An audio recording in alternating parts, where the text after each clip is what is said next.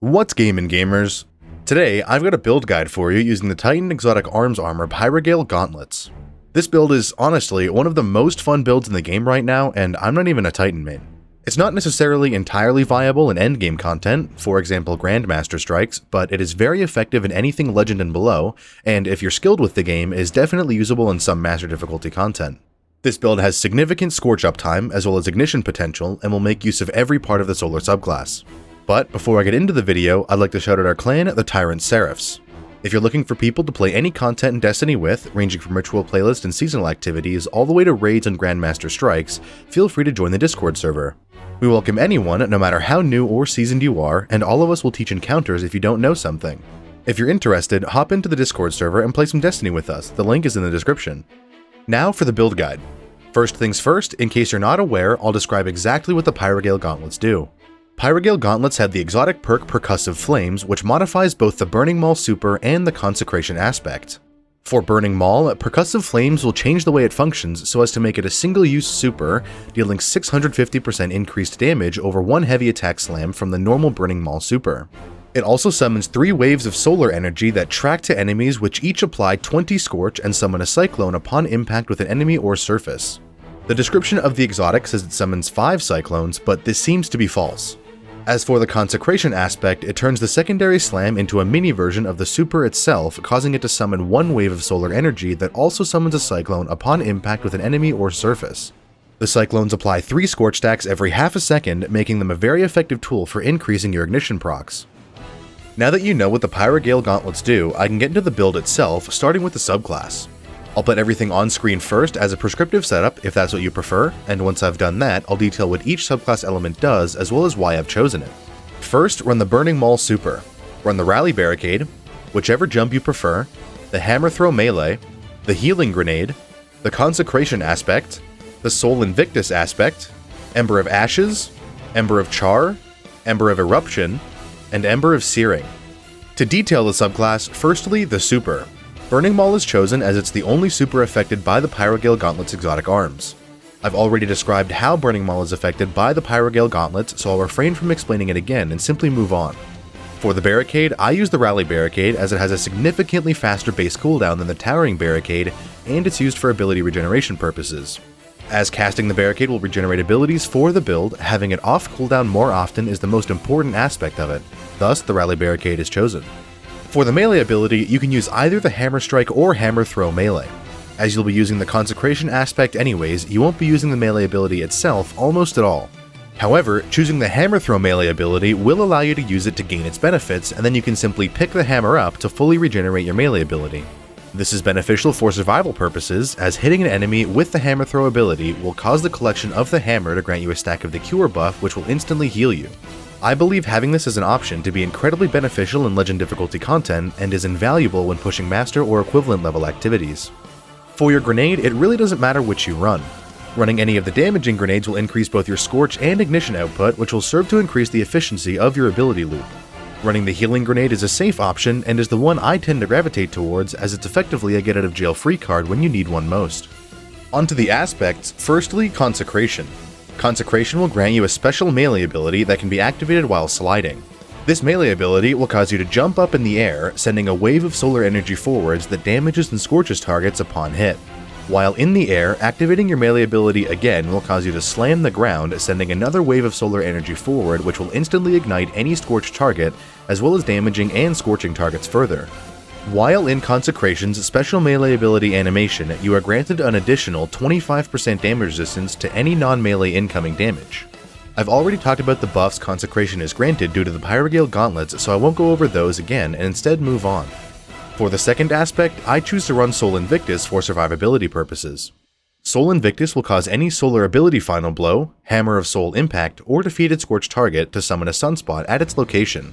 This sunspot will increase the rate at which your grenade and melee abilities regenerate by 100% while standing in it, as well as granting you the restoration buff. The sunspots will also damage and apply scorch stacks to enemies caught within them. If you'd like, you could run the Roaring Flames aspect. Roaring Flames will grant your solar abilities stacks of increasing damage buffs upon either getting kills with your solar abilities or causing ignitions. Roaring Flames stacks up to 3 times, and at its max of 3 stacks grants a 73% buff to your power melee abilities damage. As this build will be killing enemies with solar abilities and causing ignitions very frequently, it can be a very useful aspect for increasing your damage output.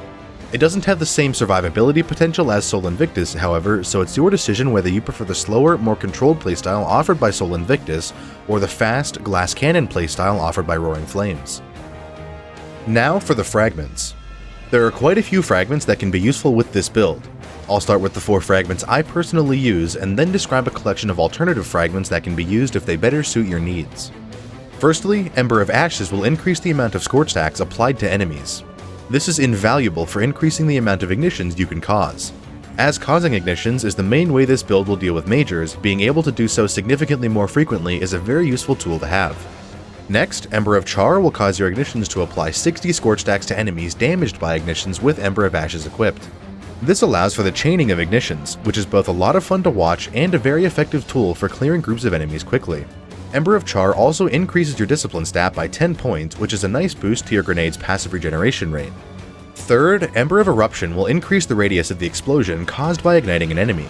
This pairs very well with Ember of Char, allowing you to kill larger groups of enemies more effectively even if they're spread apart. Ember of Eruption also increases your strength stat by 10 points, which is beneficial for increasing your melee ability's passive regeneration rate. Lastly, Ember of Searing will cause the defeat of any scorched target to grant you a differing amount of melee energy depending on the tier of enemy killed. It will also cause a fire sprite to be summoned upon the defeat of a scorched target, which will grant you 12.5% grenade ability energy upon pickup. Ember of Searing also increases your recovery stat by 10 points, which will help to slightly increase your base health regeneration. For alternative fragments, firstly, Ember of Blistering. Ember of Blistering will grant you a differing amount of grenade energy depending on the tier of enemy killed with any ignition. This is especially helpful with the healing grenade equipped. If you are using a damaging grenade, running Ember of Resolve would likely be the better option. Speaking of, Ember of Resolve will cause Solar Grenade Final Blows to grant you a stack of the Cure buff, which will instantly heal you for 60 HP. This is very helpful for survivability, and when this fragment is equipped, it effectively turns every grenade into a healing grenade so long as it gets a kill. Next, Ember of Torches will grant you the Radiant buff for 8 seconds upon dealing damage with your powered melee ability. This includes Consecration's special melee ability, so you aren't forced to decide between Consecration and your normal melee ability. The Radiant buff will grant your weapons a 25% increase to damage for the duration of the buff, which is very helpful for clearing enemies faster while you wait for your melee ability to come off cooldown. Lastly, Ember of Solace. Ember of Solace will increase the duration of both Radiant and Restoration effects applied to you by 50% when applied, significantly increasing their uptime. If you don't have Ember of Torches equipped concurrently, you won't be able to proc the Radiant buff, but you'll still get the increased duration of the Restoration buff as both the Healing Grenade and the Sol Invictus aspect will grant you Restoration. With the subclass now detailed, I'll get into some seasonal artifact mods I recommend choosing if you're playing during Season 21, the Season of the Witch. As this season's artifact is, in my opinion, underwhelming compared to previous seasons, I won't describe it in full. Instead, I'll go over a few mods in particular I recommend choosing, and you can fill out the rest of the artifact yourself with whichever mods you decide to use. Firstly, the Solar Elemental Orbs mod. This mod will grant your solar weapons the chance to summon a Solar Elemental Orb after getting kills that, upon being picked up and thrown, applies Scorch to enemies damaged by the orb. This is simply free Scorch stacks, which will help significantly with ignition uptime. Next, the Refreshing Pickups mod. This mod will grant your least charged ability 33% of its charge upon picking up an elemental orb. This is very helpful for your ability uptime and is further incentive to actually pick up the elemental orbs you create. Third, the Monochromatic Maestro mod. This mod will cause a damage boost loop between your abilities and solar weapons, which will help to deal with enemies more efficiently. Upon dealing ability damage, any matching element weapon damage will be increased by 10% for 5 seconds. Similarly, upon dealing weapon damage, any matching element ability damage will be increased by 10% for 5 seconds. The damage boosts can't be refreshed while active, but can be instantly reprocced as soon as they've decayed fully. Lastly, the Elemental Embrace mod will grant you 50 points to your recovery stat and a plus 50% damage resistance against incoming damage that matches your subclass element while you have a subclass buff active. For Solar, the buff that procs Elemental Embrace is Radiant. Thus, when you have Radiant active, you will be granted the increased recovery and damage resistance against incoming solar damage for the duration of Radiant. Admittedly, this mod is only useful for this build if you're running a fragment that grants you Radiant, which I personally don't do, but it's a very good mod if you are. With the seasonal artifact now done, I'll get into the armor build that I recommend for use with this build. I'll go over stat distribution first, then a prescriptive armor mod setup, and finally I'll describe the armor mods, why I've chosen them, as well as any alternative options should there be any. For stat distribution, in the top 3 stat grouping of Mobility, Resilience, and Recovery, spec into Resilience first, with Recovery second, and ignore Mobility altogether. Mobility is a stat that doesn't affect Titans nearly at all, only being relevant for walking speed and jump height and distance. As those things aren't important, Mobility itself isn't important and can be ignored.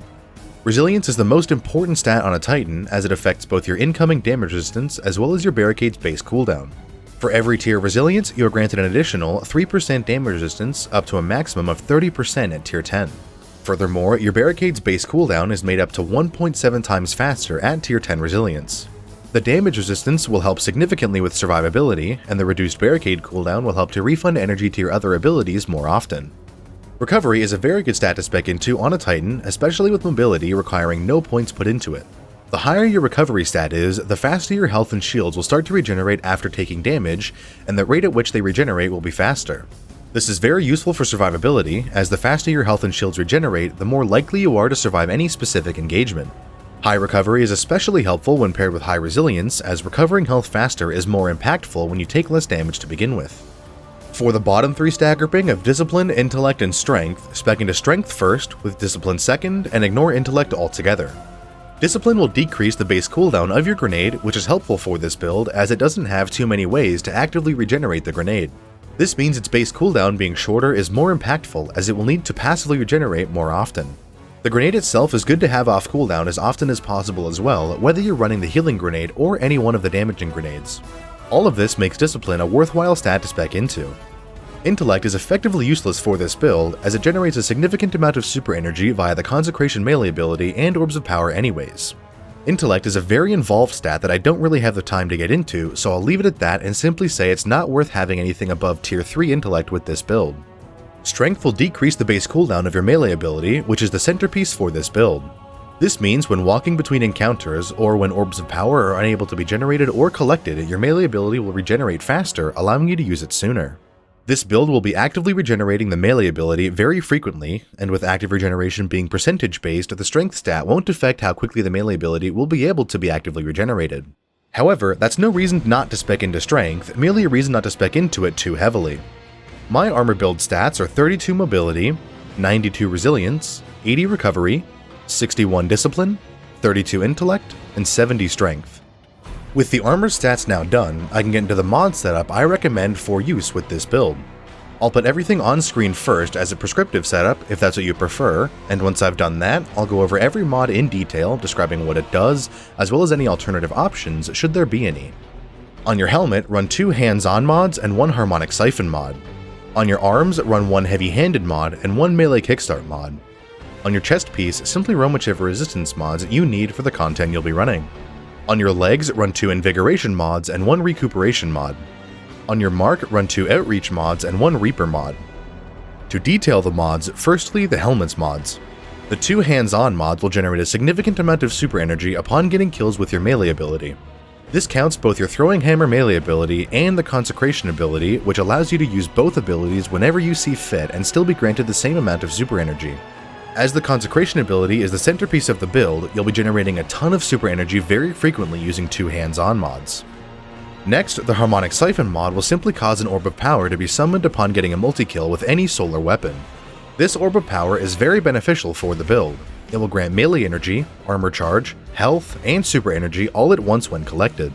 Having more than 1 harmonic siphon mod isn't necessary, as multiple mods can only stack to increase the amount of super energy gain when collecting the orb, not the frequency with which orbs can be generated. As such, the 2 hands-on mods together will be more effective for super energy gains than 2 harmonic siphons together. Now onto the arms mods. Firstly, the heavy-handed mod will cause an orb of power to be summoned upon getting a kill with your melee ability. This includes consecration, which means getting kills with your melee ability will summon an orb of power that, upon collection, will refund you melee ability energy. The orb will also grant you a stack of armor charge, which will be used with the next mod, Melee Kickstart.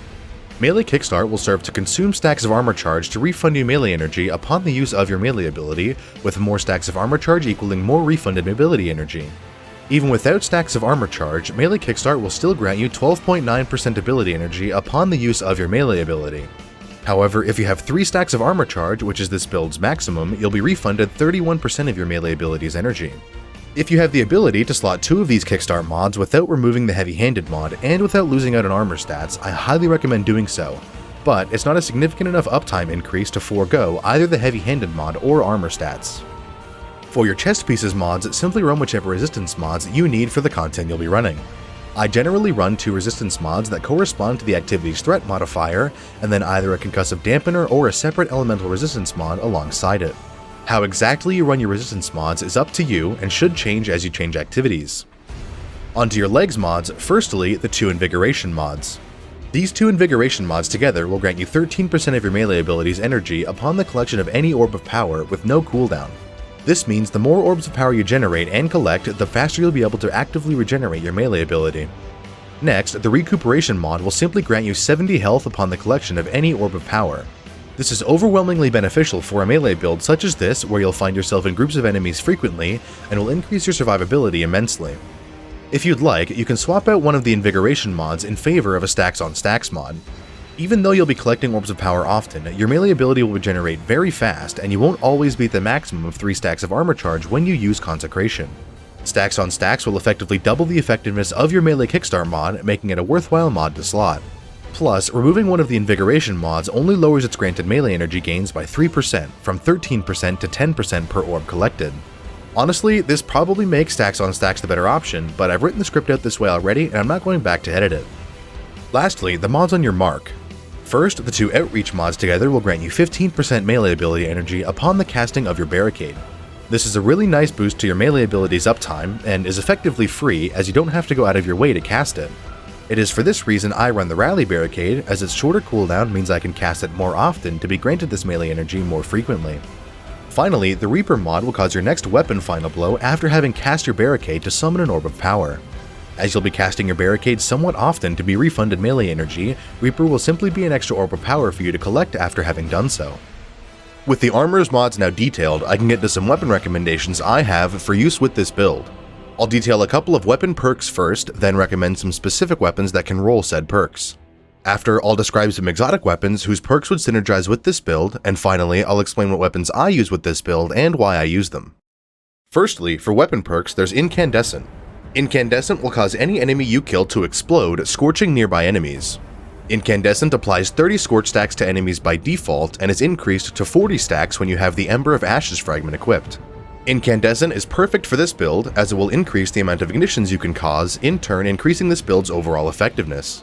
Enhancing the Incandescent perk will increase the scorch stacks granted by Ember of Ashes to 15 instead of 10, increasing the total amount of scorch stacks applied from 40 to 45. This only works if you have Ember of Ashes equipped, however. If you do not use Ember of Ashes, Enhanced Incandescent does nothing for the perk. Second for weapon perks is Pugilist. Pugilist will grant you 10% melee ability energy upon getting a kill with most weapons in the game. Using a fusion rifle, glaive, shotgun, or sniper rifle with Pugilist will instead grant 20% melee ability energy when getting a kill. Additionally, after having dealt melee damage, any weapon you wield with Pugilist will be granted 35 points to its handling stat for 3 seconds. Pugilist is fantastic for this build as it simply grants you an additional way to actively regenerate melee ability energy. As this build is centered around the melee ability, the faster it can be regenerated, the more often it can be used, and the more often the build can be utilized to its maximum effectiveness.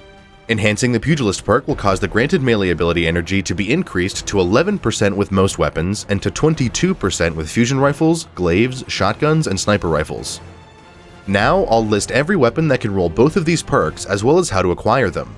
There are the Abyss Defiant Auto Rifle from the Crota's End raid, the Tyranny of Heaven Bow from the Last Wish raid, the Judgment of Kelgarath Glaive from the Season of the Seraph, now acquirable via the Operation Seraph's Shield exotic quest in the exotic mission rotator, the Zowli's Bane Hand Cannon from the King's Fall raid, the BXR-55 Battler Pulse Rifle from Dares of Eternity, the Trustee Scout Rifle from the Deepstone Crypt raid, the Ikelos SG-V3 from the Season of the Seraph, now acquirable via the Operation Seraph's Shield exotic quest in the exotic mission rotator, and finally the Mindbender's Ambition Shotgun, which is acquirable when it's in the Nightfall weapon pool. I'm aware a lot of those weapons are from raids, and raids aren't accessible to everyone. As that's the case, any weapon that can roll one of those perks is still really good for this build, but you won't get the benefits of both, so pick the perk that suits your playstyle more. As for exotic weapons that will synergize with this build, firstly, the Monte Carlo Exotic Auto Rifle. This weapon will grant you 2% melee energy every time you deal damage with the weapon, and every kill grants a 25% chance to fully refund your melee ability instantly. It doesn't have the incandescent perk, and it isn't a solar weapon, so in my opinion it doesn't synergize perfectly with this build, but it is a fantastic weapon if you don't have any other exotics to use, or are using a special weapon in your energy slot. Next, there's the Conditional Finality Exotic Shotgun. This shotgun is the raid exotic from the Root of Nightmares raid and synergizes very well with this build. It doesn't regenerate any melee energy, but it is the only kinetic slot weapon in the game that can cause solar ignitions, which is the reason I use this weapon. It's also a special ammo weapon, leaving you free to run a solar primary ammo weapon in your kinetic slot that has the Pugilist perk on it. This does mean you won't get the doubled melee energy gains granted by the Pugilist perk when running it on a fusion rifle, glaive, shotgun, or sniper rifle. However, this build has enough active melee ability regeneration that I don't believe the increased regeneration granted by Pugilist is entirely necessary. With everything else described, I'll now detail what weapons I use when running this build. Firstly, in the kinetic slot, I'm almost always using the Conditional Finality Exotic Shotgun unless I need a weapon that can deal with either Overload or Barrier champions. In the energy slot, I use the Zowli's Bane hand cannon from the King's Fall raid with both Pugilist and Incandescent on it. Of all the primary weapons that can roll this combination of perks, I find Zowli's Bane to suit my personal playstyle best as it's a closer range weapon than a bow or scout rifle, but also uses primary ammo, which allows me to run Conditional Finality in my kinetic slot. As for what heavy weapon I run, I swap it out constantly depending on the activity I'm doing and what type of bosses I'll be facing. Most of the time, I find myself using either a rocket launcher or linear fusion rifle of whichever damage type corresponds with the activity's surge modifier. Now that weapons are done, I can get into a quick playstyle recommendation for use with this build. Firstly, being up close and personal is recommended as it's a melee-oriented build. As that's the case, playing cover and using corners effectively is the key to survival in higher difficulty content. Summoning Orbs of Power is also a lifeline, as picking up said orbs will grant you health via the Recuperation mod. If running the Healing Grenade, you'll have that to use if you're in dire need of a burst of healing, and if you're instead using Ember of Resolve, getting a kill with your grenade will provide you with a burst of cure that will heal you if you need it. As for using the Consecration ability, you can use it on groups of adds or singular major enemies all the same. It does a good amount of damage to majors along with applying Scorch stacks to proc ignitions, so it's a very useful tool for both clearing groups of adds by chaining ignitions or killing majors by dealing a high amount of burst damage.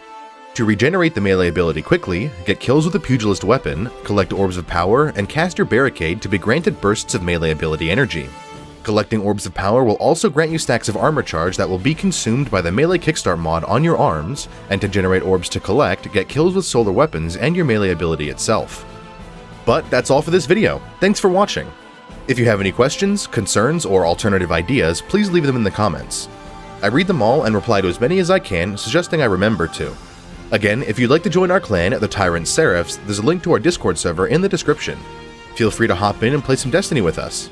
Other than that, thank you again for watching, and have a great day!